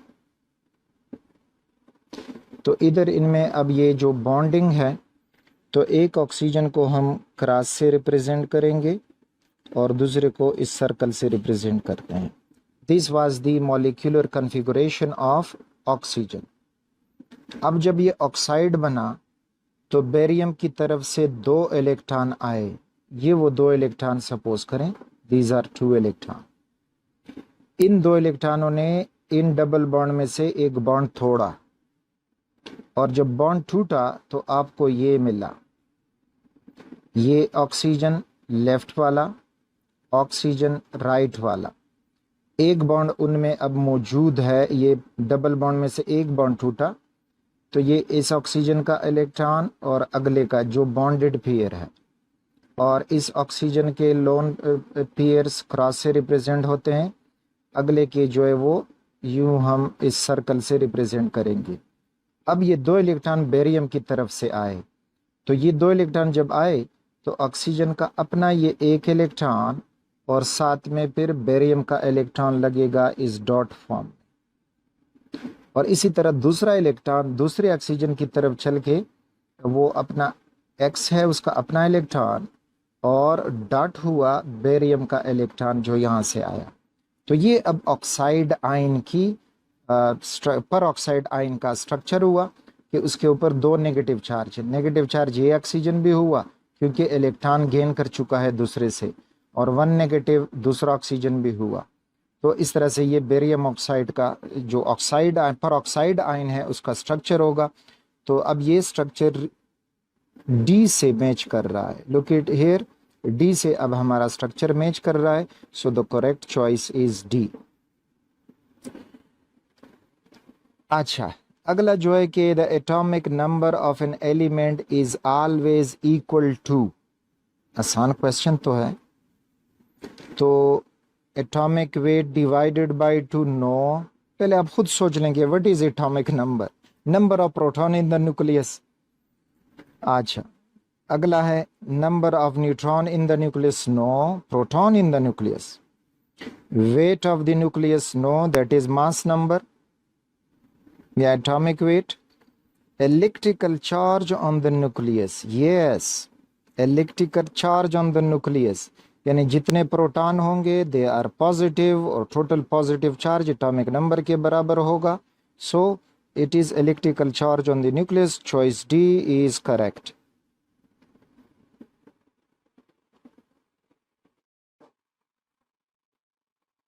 क्वेश्चन के in this question the methyl group CH3 is represented by Me। देखते जाएं। ट्राई मिथाइल अमीन तो Me3N, ठीक। Reacts with boron trifluoride BF3 to form a compound of formula Me3N.BF3, यानी ये कोऑर्डिनेट कोवेलेंट बॉन्ड इधर बना। How may this reaction be written in terms of shapes of the reactants and products? Shapes of reactant and products। तो इसमें देखें जो tri methyl अमीन है उसका स्ट्रक्चर कुछ यूँ होगा कि वही पिरामिडल स्ट्रक्चर आपको याद हो, ये Me एक मिथाइल हुआ, जो एमोनिया का स्ट्रक्चर होता था, मिथाइल हुआ और ये हुआ मिथाइल, और ये इसका लोन पेयर। अच्छा, फिर BF3 के साथ रिएक्ट कर रहा है तो BF3 का ट्रिगोनल प्लेनर स्ट्रक्चर होता है। This is trigonal planar structure, let me draw it correctly. ये B हुआ इस फॉर्म में, तो ये H और H, ठीक। अब इन्होंने रिएक्शन नहीं किया। जब ये रिएक्शन करेंगे तो हमें इनके दरमियान कोऑर्डिनेट कोवेलेंट बॉन्ड बनेगा, यानी जो लोन पेयर ऑफ नाइट्रोजन है that will be donated to boron. तो हमारे पास अब ये हो जाएगा कि चलें, ये नाइट्रोजन है, इसका लोन पेयर बोरॉन को दे जाएं। अब यहाँ पे बाकी स्ट्रक्चर कैसे अरेंज होगा, तो देखें, नाइट्रोजन के साथ वही मिथाइल पिरामिडल फॉर्म में लगा दो, मिथाइल, मिथाइल और मिथाइल। लेकिन अब बोरॉन का जो स्ट्रक्चर है वो 4 बॉन्ड बना चुका है, ठीक, ये कोऑर्डिनेट कोवेलेंट बॉन्ड। तो अब 4 बॉन्डिंग पेयर्स हैं, तो 4 बॉन्डिंग पेयर की वजह से इसका टेट्राहेड्रल शेप होगा, ये ट्रिगोनल प्लेनर शेप इसका नहीं होगा, टेट्राहेड्रल बनेगा। तो टेट्राहेड्रल में ये बोरान का एक हाइड्रोजन ट्राइफ्लोराइड है, सॉरी, तो ये फ्लोरीन हुआ, नो प्रॉब्लम, मैंने ऊपर हाइड्रोजन लिखे हैं, so just get the concept. अच्छा, ये हुआ, फिर इसने ये बनाया और इस तरह से ये अगला फ्लोरीन और ये इसका तीसरा फ्लोरीन, तो ये वो टेट्राहेड्रल फॉर्म में इसके साथ अरेंज हुआ होगा, ठीक, टेट्राहेड्रल फॉर्म में। तो टेट्राहेड्रल फॉर्म में तो अब देखते हैं कि रिएक्टेंट और प्रोडक्ट में चॉइस ए में मिथाइल का स्ट्रक्चर, जो अमीन का स्ट्रक्चर है वो गिवन है, तो ठीक दिया है, पिरामिडल है, और BF3 जो है वो ट्रिगोनल प्लेनर है, ठीक। अच्छा, लेकिन यहाँ पे अब देखें, ये ठीक स्ट्रक्चर दिया है और ये उसी तरह ही प्लेनर दिया गया है, तो मीन्स के this is not the correct representation. फिर यहाँ पे मिथाइल ट्राईमिथाइल अमीन का स्ट्रक्चर करेक्ट है B चॉइस में, जबकि ये भी पिरामिडल दिया गया है तो इनकरेक्ट। अच्छा, C चॉइस में मिथाइल जो ट्राईमिथाइल अमीन है उसका pyramidal structure, pyramidal structure correct है, और बोरॉन ट्राइफ्लोराइड उसका प्लेनर स्ट्रक्चर तो करेक्ट है। इधर देख लें तो इधर मिथाइल मिथाइल वहीं पिरामिडल स्ट्रक्चर दिया है, करेक्ट, और यहाँ पे अब इसका ये टेट्राहेड्रल स्ट्रक्चर आपको मिल रहा है। अच्छा, अभी सेलेक्ट नहीं करते, अगले को देखते हैं, तो अगले में ये गलत दिया है, so the correct choice is C। तो देखें इसमें वो कंसेप्ट कि आपने क्वेश्चन तो दिया गया था रिएक्शन से, लेकिन कंसेप्ट इसमें इस्तेमाल किया वह जो विस्पर थ्योरी है उसका, ठीक। And this is my YouTube channel, you can visit it, you are most welcome.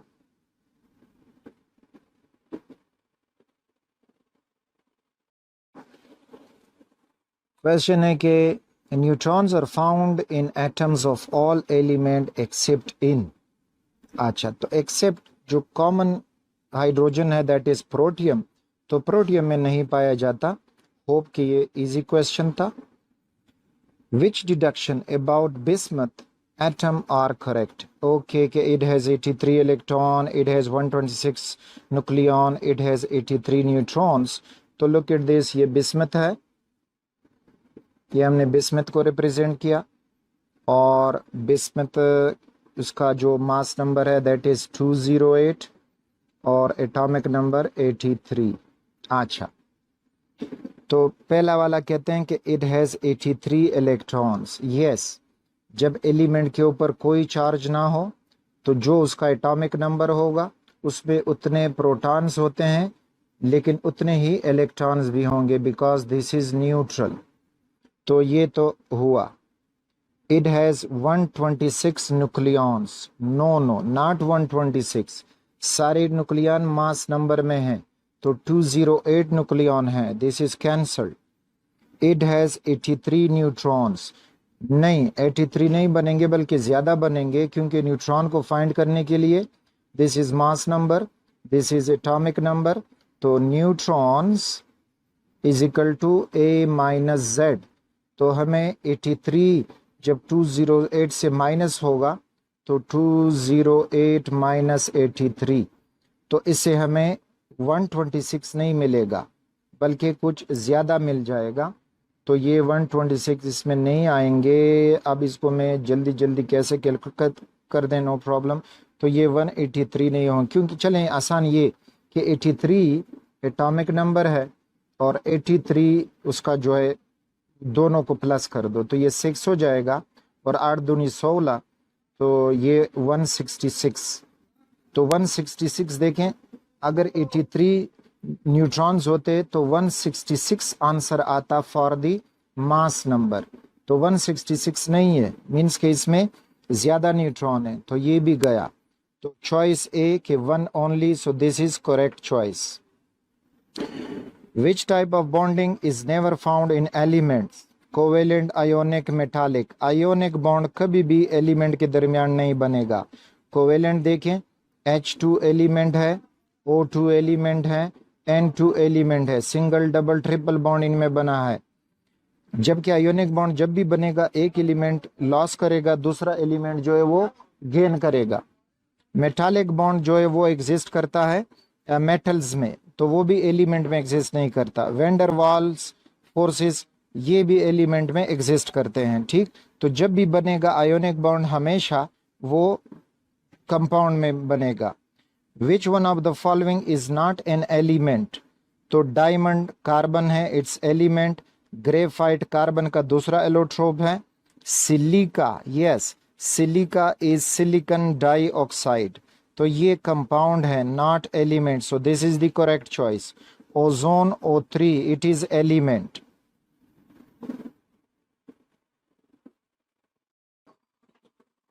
If electron pair forming a bond between two atoms A and B is not in the center, then the bond is, तो bond polar होगा। बहुत ही आसान question, क्योंकि जो more electronegative होगा वो अपनी तरफ वो पेयर शेयर करेगा, अट्रैक्ट करेगा, तो उसका जो होगा वो कम होगा।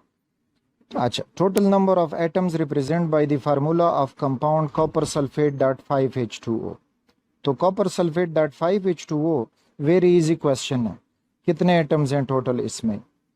एक कॉपर, सल्फर और 4 ऑक्सीजन, ये जस्ट कॉपर सल्फेट में, तो इधर हुए 6 एटम्स। फिर इधर जो है 5 है, तो 5 दूनी 10, 10 इसमें हाइड्रोजन हुए और 5 फिर उसमें H2O में वो हुए ऑक्सीजन, तो ये हुए 21, सो 21।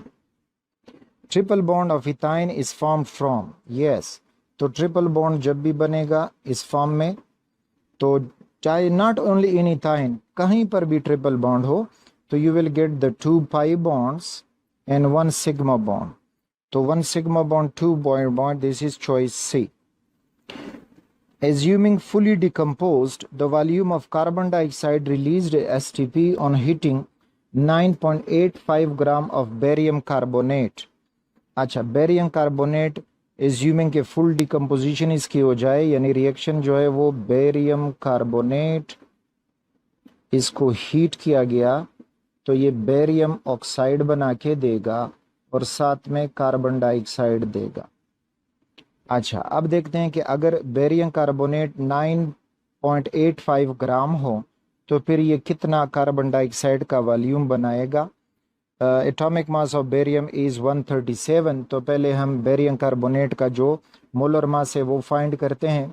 तो बेरियम कार्बोनेट, तो ये बेरियम जो है that is 137 plus 12 for carbon और 16 3 48 फॉर ऑक्सीजन, तो ये टोटल बन जाएगा 8 और 2 10, 10 और 7 17, 1 और 4 5, 5 और 1 6, 6 और 3 9 और 1 ये, तो 197 ग्राम, तो ये 197 ग्राम हुआ।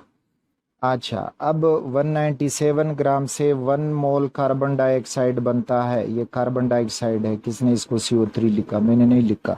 अच्छा, तो ये कार्बन डाइऑक्साइड, तो 197 ग्राम। अब उन्होंने दिया है कि 9.85 ग्राम, तो थोड़ा सा अगर हम इस 197 को देखते हैं कि ये टोटल तो given mass divided by molar मास, तो बेरियम कार्बोनेट के मोल्स फाइंड करेंगे।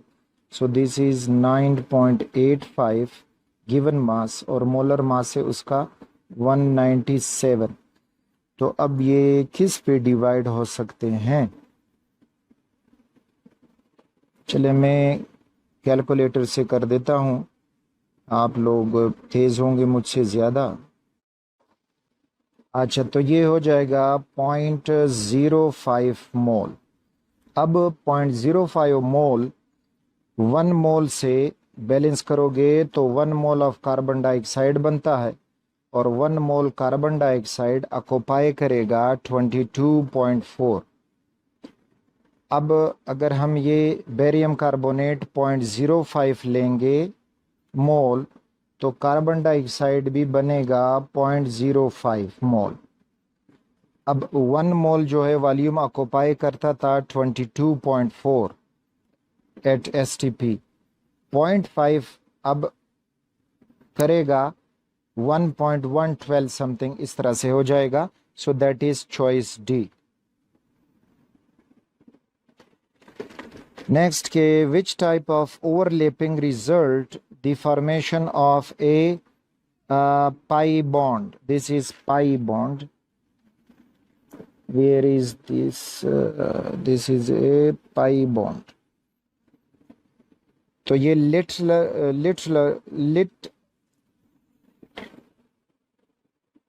lateral overlapping of p and p orbitals. तो yes, lateral overlapping या पैरेलल ओवरलैपिंग या साइड वाइज ओवरलैपिंग, तो उससे आपको मिलेगा pi bond, choice B.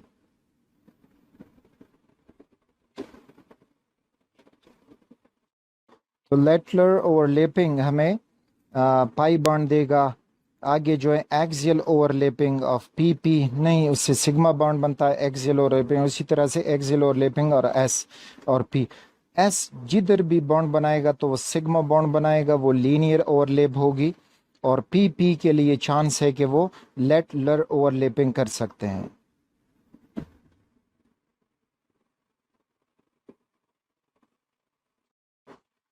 One liter of nitrogen combines with 3 liters of hydrogen to form 2 liters of ammonia under the same conditions.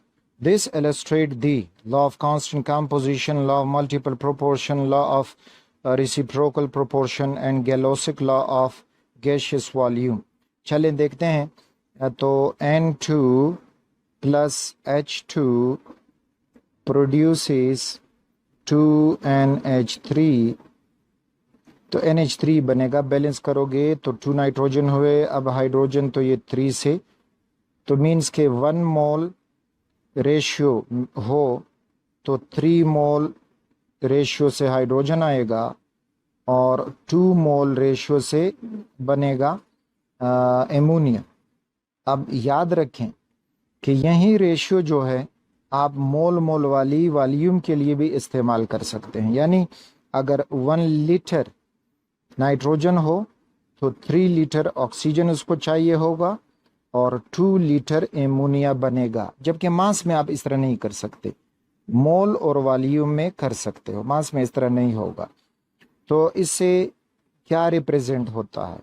तो इससे represent होता है कि हमेशा एलिमेंट जब मिलेंगे तो वो कंपोजिशन उनका ठीक बनेगा अगर आप उसको एग्जैक्ट अमाउंट में ले लेंगे।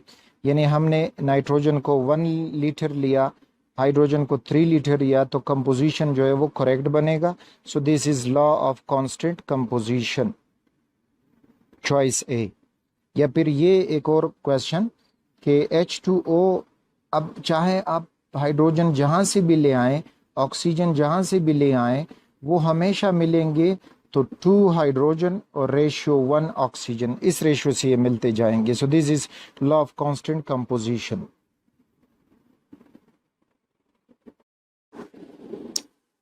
Which of the following transition of electrons in the hydrogen atom will emit maximum energy? अच्छा, मैक्सिमम एनर्जी ये हुआ हाइड्रोजन का न्यूक्लियस, ये फर्स्ट ऑर्बिट सेकेंड ऑर्बिट, फिर थर्ड, फिर फोर्थ, फिर fifth. This is 1, 2, 3, 4, 5. Remember that the distance between adjacent shells increases as we go away from the nucleus, and the energy difference between the adjacent shells decreases as we go away from the nucleus. तो इधर वो energy की बात कर रहे हैं और कह रहे हैं कि इलेक्ट्रॉन इन 2 यानी हायर ऑर्बिट उसका 2 है और लोअर ऑर्बिट 1 है, तो 2 से 1 में आया, एनर्जी इसने रिलीज की, एमिट की. 4 to 3, 4 से 3 में आया और एनर्जी इसने एमिट की. और फिर फ्रॉम 5 to 4, 5th से 4 में आया और एनर्जी इसने एमिट की. और N1 to 4, नो, ये तो एक्साइटेशन है, ये तो बस चॉइस ख़त्म कर दे. ठीक, तो चॉइसेस में अब यहाँ A, B, C इन पे फोकस करें क्योंकि इलेक्ट्रॉन एनर्जी इमिट कर रहा है. डी ऑप्शन में वो एब्जॉर्ब करेगा. ओके, तो ये तो हुआ. फिर पॉइंट ये कि जितना इलेक्ट्रॉन न्यूक्लियस के करीब आएगा उतना ज़्यादा एनर्जी रिलीज करेगा. तो अब आप इन तीनों केसेस में देखें तो अगर आप देख लें तो इलेक्ट्रॉन जब 2 से 1 में आएगा तो न्यूक्लियस के करीब आएगा, तो इस वजह से इसकी हाई एनर्जी रिलीज होगी. सो चॉइस इज ए. ठीक, अगर आप एनर्जी डिफरेंस देखें तो एनर्जी डिफरेंस फिर ये होता है, ये न्यूक्लियस हुआ, ये पहला एनर्जी लेवल, दूसरा एनर्जी लेवल, फिर तीसरा, फिर चौथा, फिर पांचवा. तो एनर्जी गैप जो है वो डिक्रीज हो रहा है. तो इलेक्ट्रॉन ज्यादा एनर्जी रिलीज करेगा जब वो 2 से फर्स्ट पे आएगा, 3 से सेकंड में आएगा तो एनर्जी कम हो जाएगी उसकी और इस तरह एनर्जी कम होती जाएगी. सो the correct choice is A. In which spectrum dark lines are produced on white background? तो line absorption spectrum, choice B. यानी ये बैकग्राउंड है वाइट, तो जब हम लाइट किसी एलिमेंट से पास करेंगे, ये एलिमेंट हमने इधर रखा है, कोई सपोज करें हाइड्रोजन ही है और इसे हमने 7 कलर ऑफ लाइट पास किए. अब वो कलर इधर हमें नज़र आएंगे जो हाइड्रोजन एब्जॉर्ब नहीं करेगा, और जो एब्जॉर्ब करेगा तो उनकी जगह पे आपको डार्क लाइन मिलेंगे. तो बाकी बैकग्राउंड कलर्ड होगा और उसमें डार्क लाइन आपको मिलते हैं. सो this is line absorption spectrum. Energy of X-rays photons depend upon the photons speed, frequency, size, colour. Okay, size और कलर तो कुछ सेंस नहीं बनाते. स्पीड, जितनी भी इलेक्ट्रोमैग्नेटिक रेडिएशन है सबका स्पीड एक जैसा होता है, चाहे हाई फ्रीक्वेंसी वाला हो चाहे लो फ्रीक्वेंसी वाला हो, लो वेवलेंथ वाला हो, लॉन्गर वेवलेंथ वाला हो. तो एक्स रेज फोटोन की एनर्जी जो डिपेंड करेगा वो फ्रीक्वेंसी पे. E is directly proportional to nu according to Planck's quantum theory. So this is B. What is maximum number of orbitals having principal quantum number 3? अच्छा, जब principal quantum number 3 होगा तो उस दौरान फिर कितने ऑर्बिटल्स होंगे? तो इसके लिए जो शॉर्टकट है that is orbitals is equal to n square. तो n जो है वो 3 है और उसका स्क्वायर लोगे तो 3 3 9, तो 9 ऑर्बिटल होंगे. अब 9 ऑर्बिटल कैसे मिले? थर्ड शेल में 3 सब शेल हैं, s, 3p और 3d. इसमें एक ऑर्बिटल होता है, इसमें 3 ऑर्बिटल्स होते हैं और इसमें 5 ऑर्बिटल्स होते हैं. टोटल आपको मिल जाएंगे 9. सो दिस इज इसमें चॉइस बी इज 9. क्वेश्चन कि लास्ट क्वेश्चन है, during which type of hybridization more unhybrid orbitals are produced? तो देखें सारी हमें sp मोड ऑफ हाइब्रिडाइजेशन दिया गया है. सो दिस इज spp. sp3 में ये होगा कि s और तीनों p मिक्स हो जाएंगे, नो अनहाइब्रिड ऑर्बिटल, तो ये हुआ sp3. फिर spp. sp2 में फिर एक अनहाइब्रिड बचेगा और ये आपस में मिलके sp2, तो ये हुआ एक अनहाइब्रिड. और फिर spp, इसमें sp में जस्ट एक s और p मिलके sp बनाएंगे और ये दो जो होंगे दीज विल बी अनहाइब्रिड. तो मैक्सिमम नंबर जो है वो sp हाइब्रिडाइजेशन में अनहाइब्रिड ऑर्बिटल्स की मिलती है. That's it. Wishing you the best of luck.